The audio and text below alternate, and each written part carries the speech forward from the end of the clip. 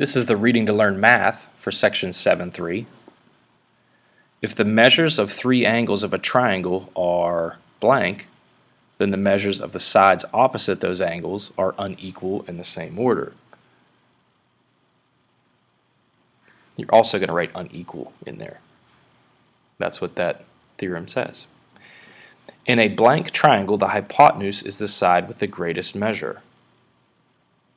That's a right triangle.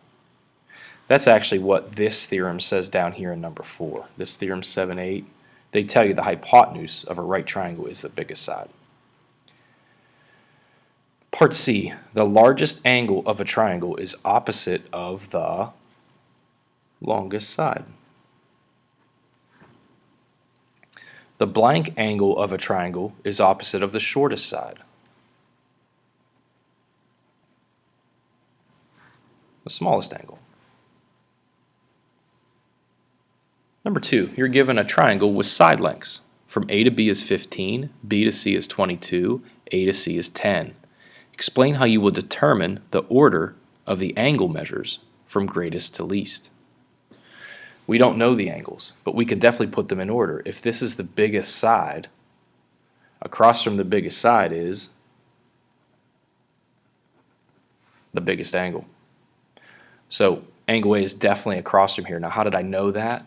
Well, because I can see there's an A for a vertex in the triangle, and the A was not used in this segment. So if that's the biggest side, that's the biggest angle. It's across from it. If that's the second biggest side, then angle C would be the second biggest angle. Smallest angle would then be angle B, because that's across from the smallest side.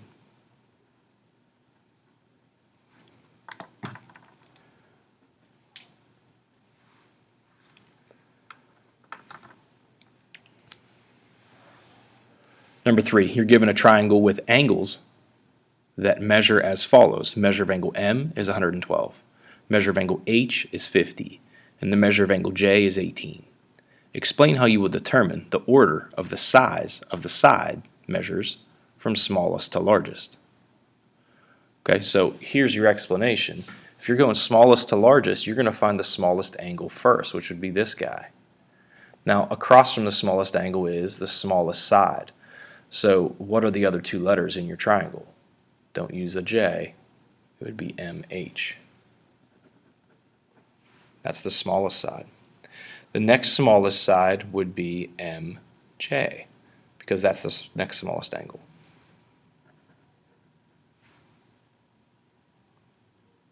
Biggest angle, biggest side would be segment HJ. Now we're going smallest to largest. That's the smallest, that's the largest, that's in between. This length is less than this length, it's less than this length.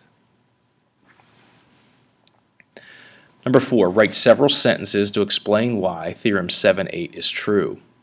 Well, I'm not going to write several sentences, but you can. Theorem 7.8 tells you that the hypotenuse of a right triangle is the biggest side. How do you know that? Well, if you have a right triangle, wouldn't that right angle be the biggest angle? So across from the biggest angle is the biggest side.